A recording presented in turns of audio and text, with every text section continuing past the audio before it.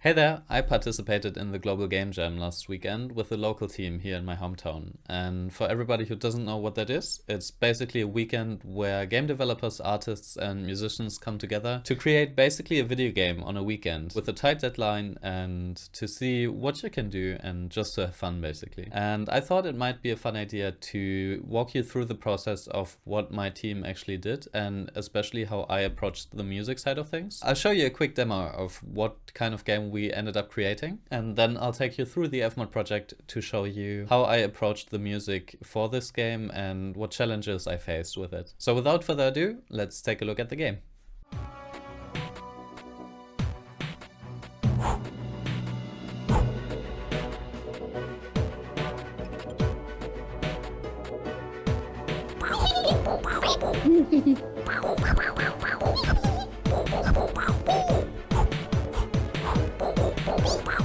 Okay, let's dive into the FMOD project. After composing the initial music, I also did kind of an intro, which is like a minimalistic version of the music itself. So while we are in the start screen, which was the picture shown in the beginning, you basically already have music, but once you start the actual game, it'll pick up in intensity. I created a loop section here, which also has a transition region to this marker, and I programmed the transition region in a way that every bar will finish, and then once this parameter changes and we enter the actual game, we'll jump to this point which starts the main loop. Right? So you see these green fine lines, right? And once I change the parameter, or we actually enter the game, it'll go to the next line that is prevalent, and then we'll jump to the main loop. Let's do that now.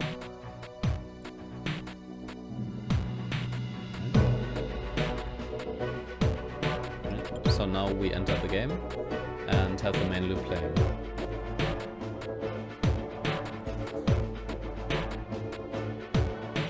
The reason why you see multiple main loops here is that I had the idea to create another layer of intensity where the more squirrels or the more enemies we'll face, the faster the music will get. So I exported all the files you see here 4 times in 4 different tempos. Now, if I had a bit more time and if I could have playtested it a bit earlier, I probably would have made the difference between the tempos a bit bigger, so it just gets a bit more obvious that we'll have a faster tempo. It still works, but it's kind of subtle, and I tried to make it a bit more obvious, but that didn't work out. If I switch the intensity layers really fast, you can still hear the difference. Let's take a listen.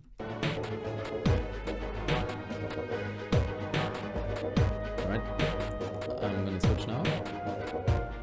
So now we're switching to the faster one, and to the faster one, and to the last one. The way how I approached this is that, as I said, I exported all the music 4 times in different tempos, and then I basically made a transition region and defined it as that if we go to intensity 1, right, or 1 and above, this transition region will switch to this part, and so on, and backwards as well. The way this works is that FMOD actually gives you the ability to program the transition regions to go to the relative point of your destination region. This is why once we have the switch and we would switch over here, we'd go to the exact same place in the main region. So the only thing that is changing is the tempo of the song, but not the actual part we're playing, right?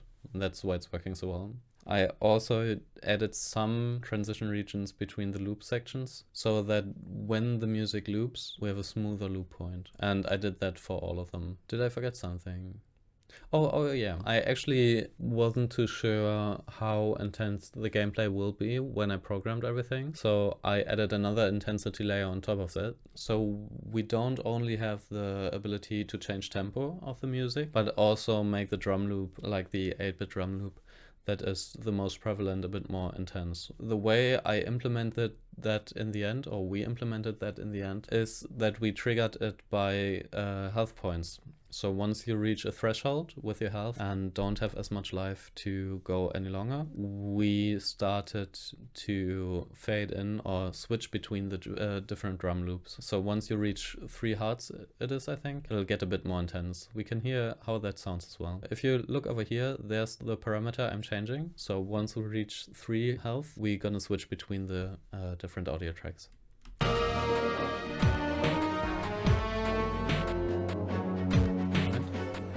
Switching now.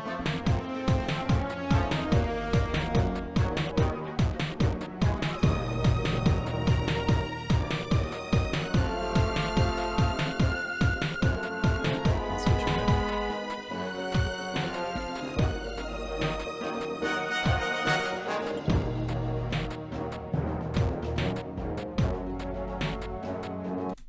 Right. And the last thing that I actually did was creating a snapshot instrument, which just fades out the music when we die. So you have no music when the credit and retry screen is showing. But when you press retry, you jump back straight into a new game. So I wanted to make sure that the music we hear kind of flows back into that as well. So that's why I created a snapshot instrument instead of a new region, which plays when we go back. So we don't have to start with the intro or with the main loop in the beginning, but it actually just fades back into it. We can take a quick listen there as well. Right. So if you die, music fades out, and if you press retry, it'll just fade back in or like instantly get back into the game music. Alright, that's basically it, and I hope you found this helpful or at least somewhat interesting, and I'll try to do this more often. So if you have any more questions, feel free to leave a comment, and if you're interested to see more stuff like this, make sure to like and subscribe as well. See you soon.